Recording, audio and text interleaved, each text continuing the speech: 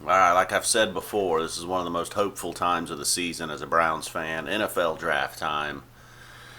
Oh boy, I guess I've pretty much just had to come to the conclusion that the Browns are going to take a quarterback with that number two pick. Now, look, it doesn't matter if a guy's worthy or not, which this year, look, possibly some of these guys are coming around. We're going to know a lot more next week after the combine. But it's just the way it works in the NFL.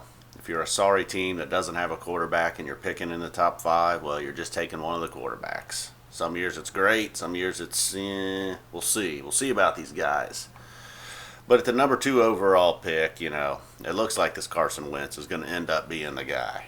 Everybody's a little concerned because of the North Dakota State thing. But man, I've watched so many highlight videos of this dude now, and obviously everybody's going to look great in a highlight video. But he's got pretty much what you would think you would need on paper. He's kind of mobile, he's big, he's got a strong arm, seems to be pretty accurate, seems to make pretty smart plays. He's got that nice play where he can roll one way, throw all the way to the other side of the field.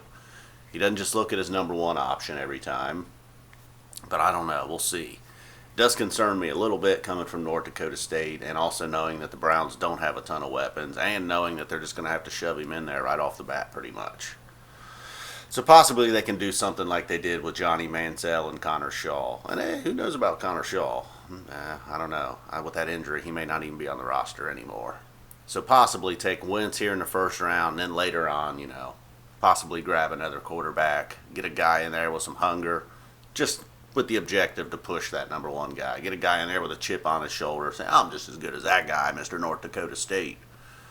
One of them deals. So, okay, on to the second round. They have the first pick in the second round, the number two overall pick.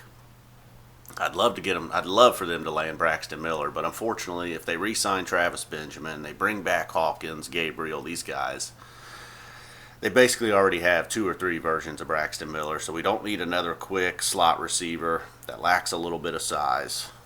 So, it'd be nice if Treadwell was there. Not that Treadwell's huge, but he'll most likely be gone right there at the top of the second round. So I'm thinking Tyler Boyd, the wide receiver from Pitt, got a little bit of size, and he's a little bit shifty. They like to run the ball with him a lot this year. Again, we already got Travis Benjamin for that, but I do at least like the fact that I think Boyd can play on the opposite side of Gordon, assuming Gordon's back.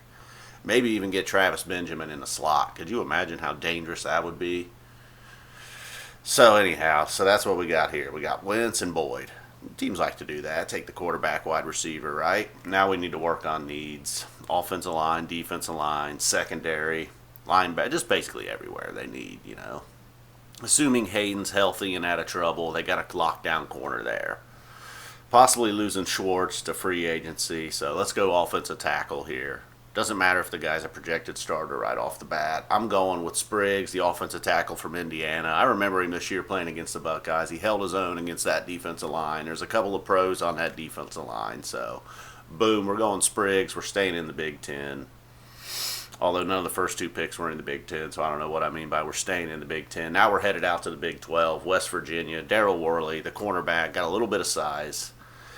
They got this guy projected third or fourth round. He may be gone by then. Same corners and receivers, no matter where the so-called experts or even people like myself have them projected.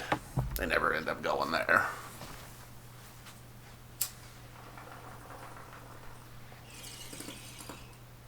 Saw that lighter in my hand and it reminded me.